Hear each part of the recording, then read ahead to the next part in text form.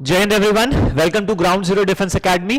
तो गाइस, जैसे कि आप सब जानते हैं कि ग्राउंड जीरो एकेडमी की तरफ से CDS 1 2025 एंड ND 1 2025 के जो फ्री बैचेस स्टार्ट हो रखे हैं, उसी में मैं Vishal Gupta, your GS faculty, आपको पॉलिटी, ज्योग्राफी, बायो और हिस्ट्री कंप्लीट कराऊंगा। तो अभी हमने पॉलिटी जो है ऑलरेडी अपने यूट्यूब चैनल में अपलोड कर दी है, ठीक है। ओके, नेक्स्ट हमने जो ज्योग्राफी स्टार्ट करी थी, उसमें जो मैंने लास्ट क्लास आपकी ली थी, it was on heat budget, insulation and heat budget. तो मैंने लास्ट क्लास जहां छोड़ी थी, मैं आज उसी को आगे कंटिन्यू करने वाला हूं। तो जो भी बच्चा पहली बार मेरी ये वीडियो देख रहा है, तो उनके लिए मैं एक इंफॉर्मेशन दे दूं कि आप ग्राउंड जीरो डिफेंस एकेडमी के यूट्यूब चैनल में जाकर के आप फ्री ऑफ कॉस्ट आप इन पर्टिकुलर वीडियोस को जो है अवेल कर सकते हैं। It is a good opportunity. जितने भी रिस्पेक्टिव टीचर्स हैं रिस्पेक्टिव सब्जेक्ट्स के, उन्होंने अपने अपने सब्जेक्ट्स के ऊपर लेक्चर्स प्रिपेयर करके अपलोड कर चुके हैं वो, तो आप उनको जो है अवेल करें। इट्स अ बहुत अच्छा फायदा होगा आपके लिए। और जितनी भी क्लासेस हम बना रहे हैं, we are focusing mainly on UPSC paper pattern, ठीक है। अच्छा, अभी जो लास्ट क्लास में हमने पढ़ा था इंसुलेशन एंड हीट बजट, तो मैं ये आपको ऑलरेडी पढ़ा चुका हूं। आज हम प्रेशर बेल्ट्स की बात करने वाले हैं, और मैंने लास्ट क्लास में जहां आपको छोड़ा था, मैं उसी को एक बार डायग्राम के द्वारा बता करके उसमें कंटिन्यू करूंगा मैं, ठीक है। चलिए बिना टाइम वेस्ट करे स्टार्ट करते हैं प्रेशर बेल्ट्स, ठीक है। देखो, मैंने आपको बोला था कि हमारी जो पृथ्वी है, पृथ्वी पर इंसुलेशन जो है बेटा डिफरेंट है। हमारी पृथ्वी पर आने वाला इंसुलेशन, ठीक है, वो डिफरेंट है। ओके, दिखाता हूं, देखिए।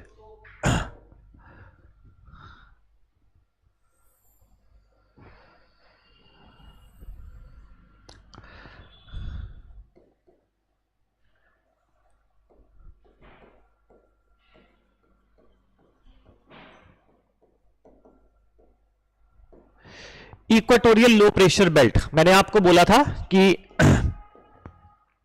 5 डिग्री नॉर्थ से 5 डिग्री साउथ, ये जो पर्टिकुलर बेल्ट है, this is equatorial low pressure belt, ठीक है। यहां पर through out the year temperature high रहता है, तो प्रेशर हमेशा क्या हो जाएगा, लो, मींस हवा गर्म होकर के लाइट हो जाएगी, तो यहां पर हमें मिलेगा लो प्रेशर।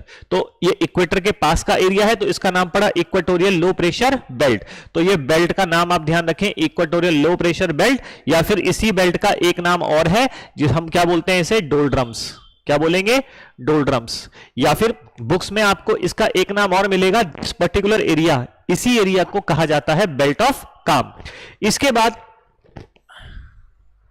ऊपर एक एरिया आएगा जिसको हम कहेंगे 30 से 35 डिग्री नॉर्थ, ऐसे ही यहां पर भी आएगा 30 से 35 डिग्री साउथ। ओके, तो मैं डिफरेंट कलर से बना रहा हूं जिससे आपको आइडेंटिफाई करने में आसानी हो जाए, ठीक है बेटा। अब ये जो पर्टिकुलर बेल्ट है, इसको आप क्या नाम दे सकते हैं, इसको कहा जाता है सब ट्रॉपिकल हाई प्रेशर बेल्ट, ठीक है, 30 से 35। ओके, इसके बाद फिर इसको भी लिख सकते हैं हम सब ट्रॉपिकल हाई प्रेशर बेल्ट। मैंने लास्ट क्लास में सब पढ़ा चुका हूं, ध्यान रखें। मैं ये प्रीवियस क्लास में आपको कंप्लीट करा चुका हूं, तो मैं उसको कंटिन्यू करने के लिए दोबारा से आपको एक रिकॉल करवा रहा हूं। ओके, तो मैंने आपको ये भी बोला था कि सपोज यहां पर लो प्रेशर है, तो हवा, air is going to rise, air rise होकर के एक पर्टिकुलर हाइट पे जाने के बाद ये दोनों तरफ डिफ्लेक्ट हो जाएगी। अगर एयर यहां से राइज हो रही है, if air is rising from here, तो एक सर्टेन एल्टीट्यूड पर पहुंचने के बाद, ये एक हाइट पर पहुंचने के बाद ये फिर डिफ्लेक्ट हो जाएगी, दोनों तरफ डिफ्लेक्ट होगी। हवा ऐसे उठी और डिफ्लेक्ट हो गई, ठीक है। अब डिफ्लेक्ट होकर के जैसे जैसे वो हायर लैटिट्यूड की तरफ जाएगी, तो वैसे वैसे बेटा ये भारी भी हो जाएगी, और जहां पर ये ज्यादा भारी हो जाएगी तो हवा वहां पर डिसेंड करेगी, तो वो पर्टिकुलर आपका बेल्ट होगा सब ट्रॉपिकल हाई प्रेशर बेल्ट। तो ये जो सब ट्रॉपिकल हाई प्रेशर बेल्ट है, that is a belt where air is descending, यानी कि ये वो पेटी है जहां पर हवा भारी होकर के नीचे आ रही है, यानी कि ज्यादा दबाव है। ओके, तो ये हवा नीचे आएगी, ठीक है। अच्छा, ऐसे ही यहां पे हवा ये नीचे आ जाएगी यहां पर। ओके, तो अब ये जो हवा नीचे आई, तो ये हवा नीचे आकर के टकराएगी। अब जो हवा नीचे आ रही है वो टकरा करके आधी इस तरफ आधी उस तरफ टकरा करके स्प्रेड होगी, तो ये टकरा करके आधी नीचे आधी ऊपर चली जाएगी, ये टकरा करके आधी इक्वेटर की तरफ, आधी पोल की तरफ जाएगी। ठीक है, अब ध्यान देना, यहां पर मैं इन पर्टिकुलर हवाओं का नामकरण कर रहा हूं, ये नाम बता रहा हूं, ये आपको ध्यान रखने हैं। ठीक है, अब इसमें मैं नाम बता देता हूं, ब्लू कलर से बता रहा हूं, ध्यान देना, ये जो आपका हवा नीचे आ रही है, this is called as trade winds. इन्हें क्या बोलते हैं बेटा?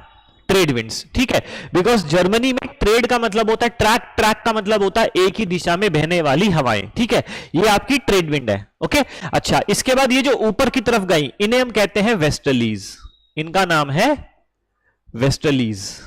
ठीक है, ये पश्चिम दिशा से पूरब दिशा की तरफ जा रही है, पश्चिम दिशा से जा रही है, वेस्ट से ईस्ट की तरफ जा रही है ना।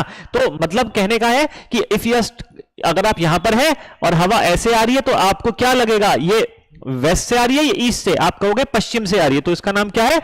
वेस्टर्लीज। अच्छा, अब एक चीज और ध्यान दो,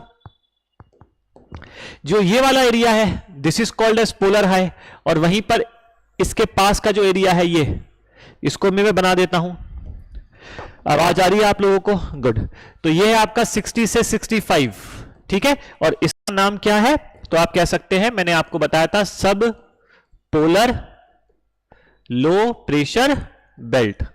ठीक है, मैंने आपको ये नाम लिखकर दिया था। इसके बाद हम यहां पर भी इसका नामकरण कर सकते हैं, दिस इज हाई प्रेशर, यहां पर हाई प्रेशर है। ठीक है, this is called as polar easterlies, इसे क्या कहेंगे? Polar easterlies. ओके, ये पोलर ईस्टर्लीज यहां से जनरेट होंगी, ये पोलर हाई एरिया है, यहां पे पोलर ईस्टर्लीज कौन सी हवाएं होंगी? थोड़ा सा और बेहतर आप कंफ्यूज ना हो जाओ, तो मैं यहां पर लिख देता हूं इसको, polar high, pH, polar high, यानी कि ध्रुव पर यहां पर प्रेशर ज्यादा होगा, तो ज्यादा होने की वजह से जो हवाएं हैं वो ऊपर से नीचे आएंगी, हवा ऊपर से नीचे आएंगी। ठीक है, अब जो हवा ऊपर से नीचे आएंगी, तो मैंने क्या कहा, जब हवा ऊपर से नीचे आती है टकरा करके वो स्प्रेड होती है दोनों तरफ, तो इसमें से आधी हवाएं इस तरफ और आधी हवा इस तरफ चली जाएगी। क्लियर है? अब ये दो हवाएं जो आ रही है, देखो नीचे से आने वाली हवाओं का नाम क्या है? वेस्टर्लीज। ऊपर से नीचे वाली जो ऊपर से नीचे हवाएं आ रही है उनका नाम है पोलर ईस्टर्लीज, इनको हम कहेंगे पोलर ईस्टर्लीज।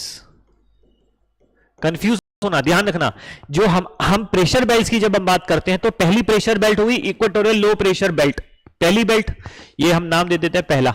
ठीक है, दूसरी बेल्ट आपकी हो गई सब ट्रॉपिकल हाई प्रेशर बेल्ट, सब ट्रॉपिकल हाई प्रेशर बेल्ट, तो 1 2 3 हो गई।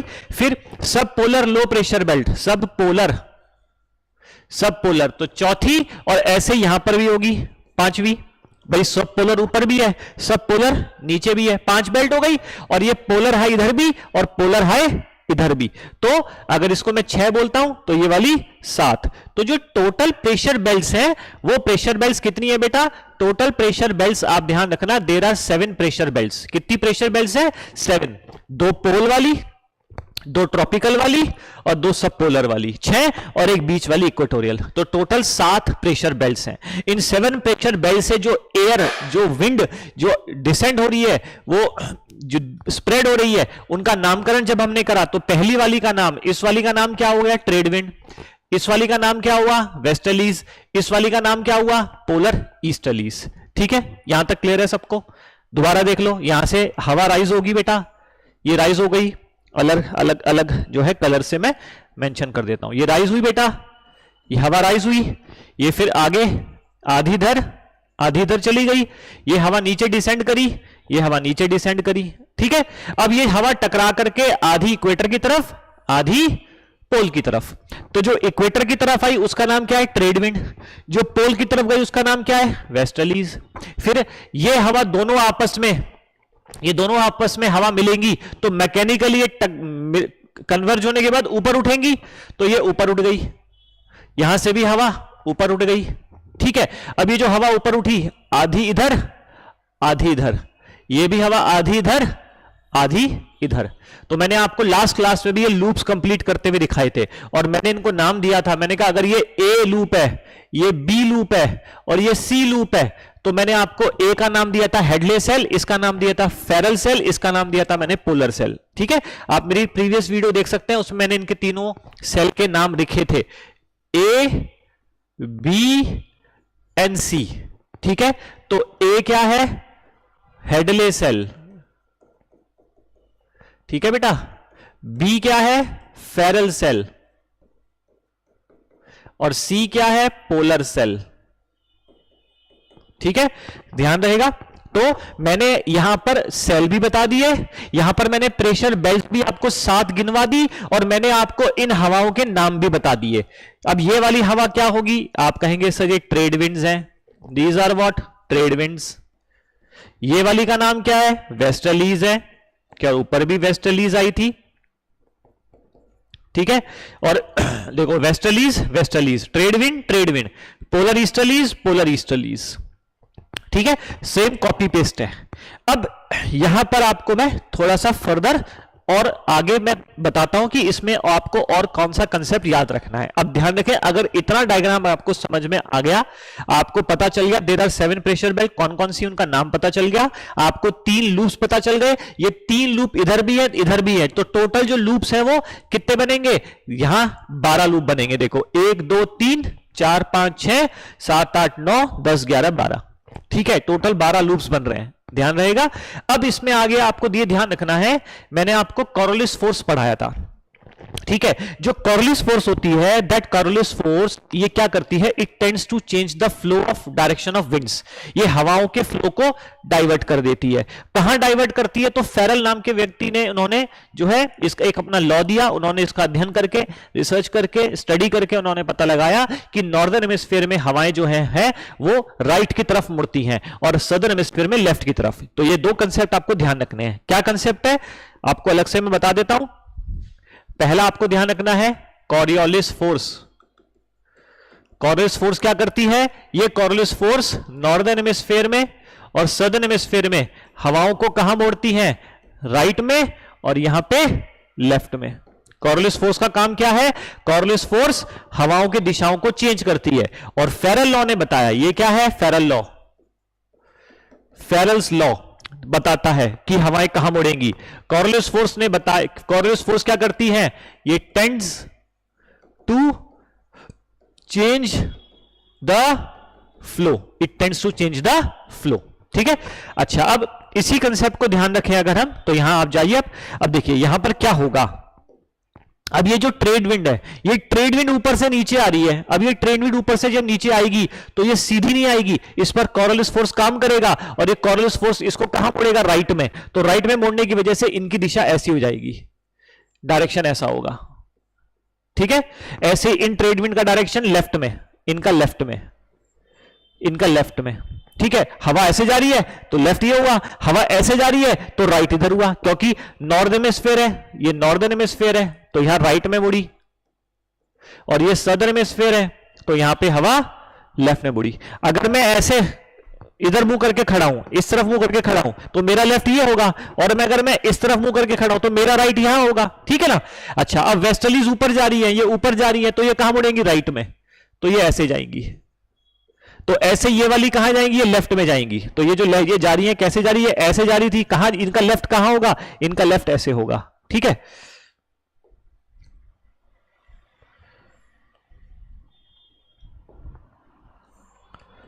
ऐसे इनका लेफ्ट ये होगा।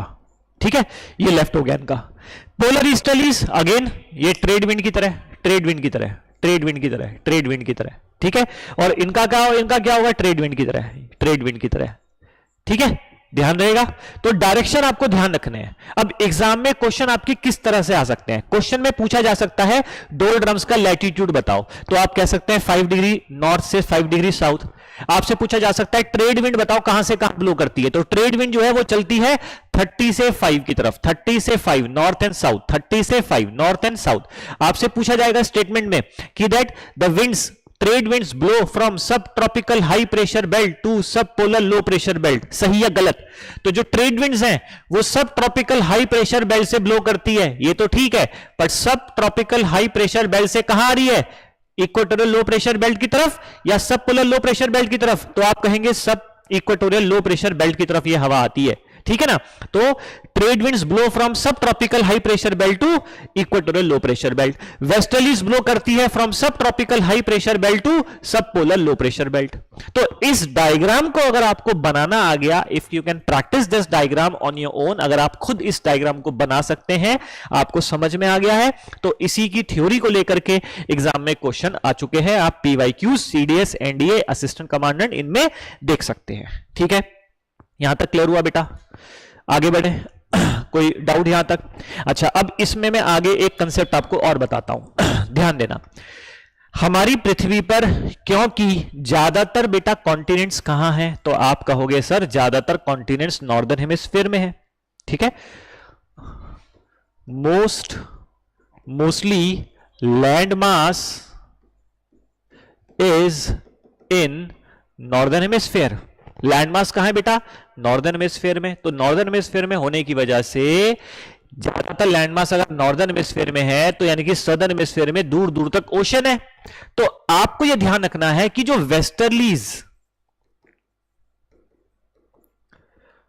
वेस्टर्ली विंड्स हैं, वेस्टर्ली विंड्स जो नॉर्दर्न हेमिस्फीयर में आती हैं, जो वेस्टर्लीज नॉर्दर्न हेमिस्फीयर में चल रही हैं, वेस्टर्लीज कहां से कहां चल रही हैं? तो आपको मैंने बताया 30 से 60 के बीच में, सॉरी 35 इनफैक्ट, नॉट 30, 35।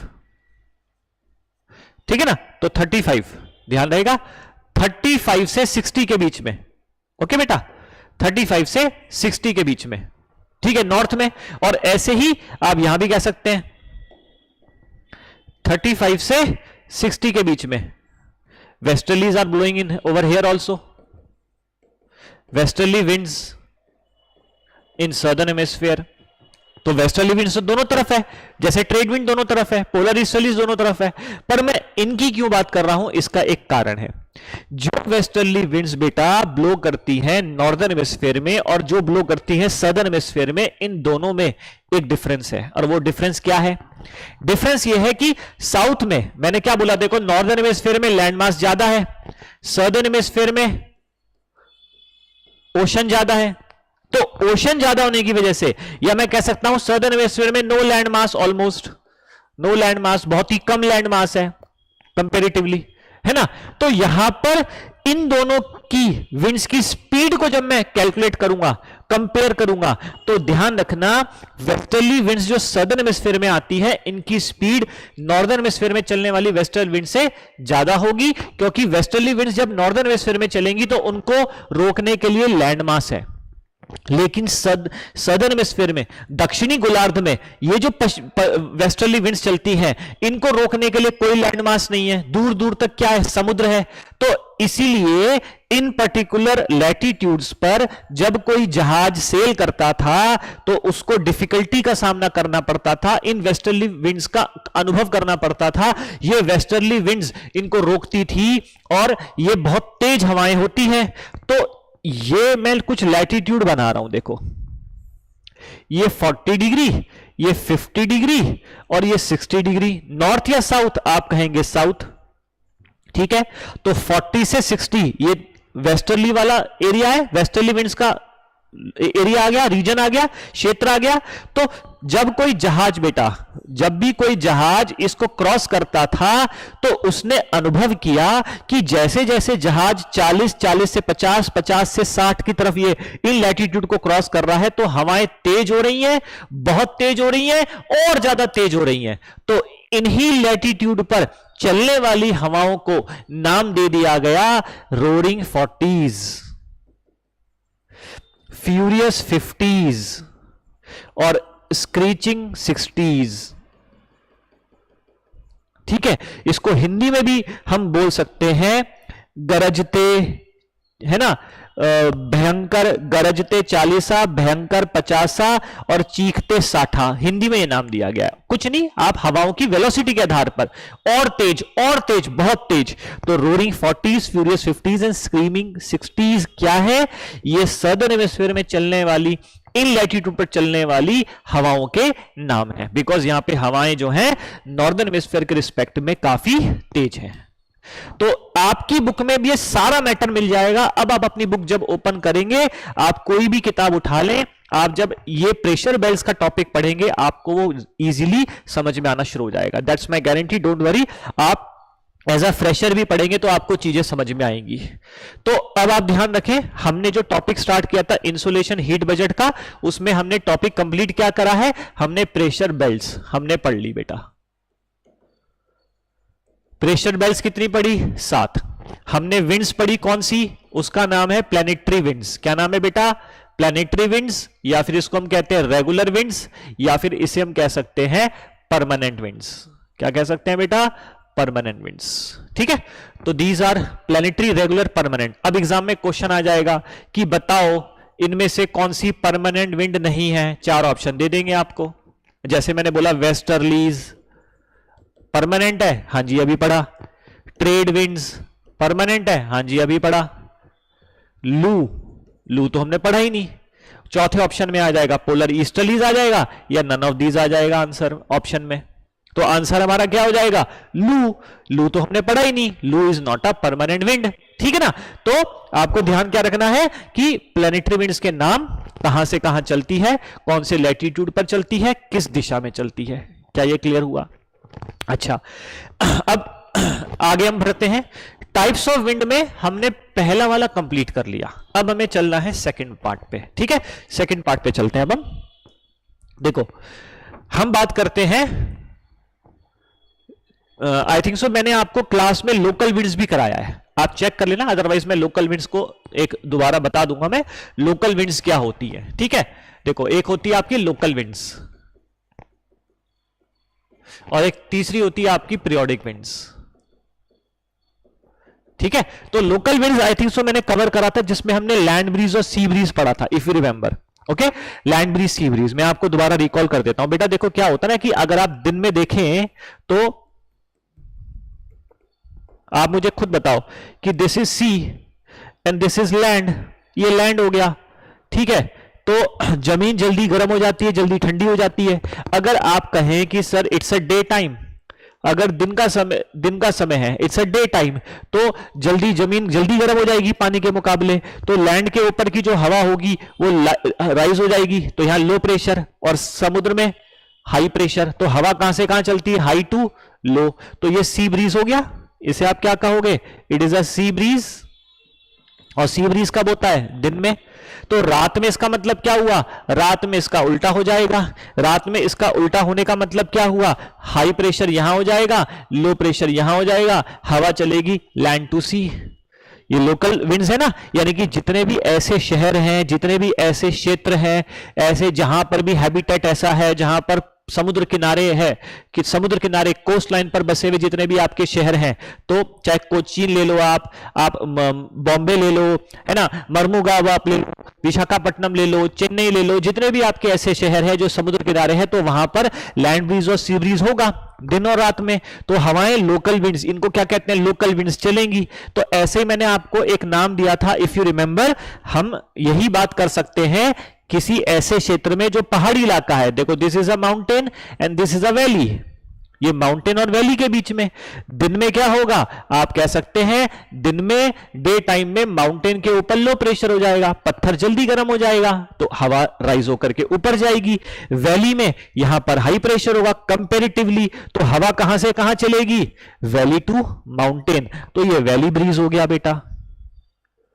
हाँ है ना, इसीलिए आपने देखा होगा कि अगर आप किसी हिल स्टेशन में जाएं तो हिल स्टेशन में जब आप दिन में जा रहे हो तो बादल ऊपर आते हुए दिखाई देते हैं, वो वैली ब्रीज की वजह से, है ना। तो दिन में वैली ब्रीज में हवा वैली से माउंटेन की तरफ चलती है।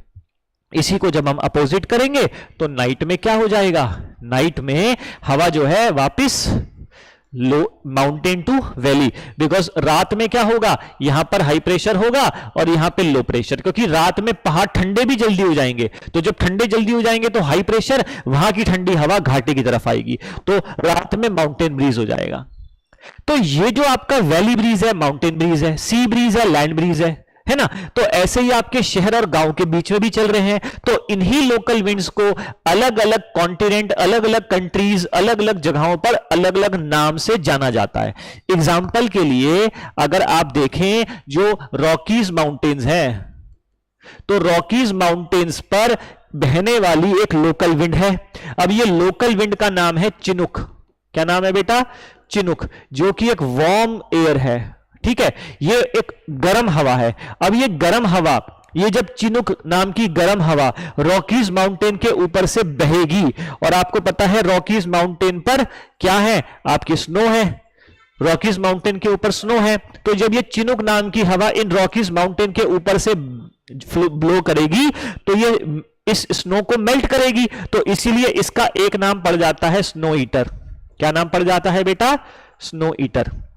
ठीक है, जैसे एग्जाम्पल के लिए ये जो मैंने विंड्स का नाम बताया, तो इसमें से ऊपर से नीचे वाले आने वाली हवाओं को कहते हैं कैटाबैटिक विंड्स। क्या बोलते हैं? कैटाबैटिक विंड्स। और नीचे से ऊपर जाने वाली हवाओं को बोलते हैं एनाबैटिक विंड्स। क्या बोलते हैं? एनाबैटिक विंड्स। देखो, जो वैली ब्रीज में वैली से माउंटेन जा रही है एनाबैटिक, और जो आपकी माउंटेन ब्रीज है माउंटेन से वैली की तरफ आ रही है वो कैटाबैटिक। तो ऐसे ही इन्हीं लोकल विंड्स को हम चिनुक, मिस्ट्राल, फोइन, खमसिन, ठीक है, सिरोको, ओके, अलग अलग नाम से, पुरगा, बोरा, ओके, तो ब्लिजर्ड, हरमेटन,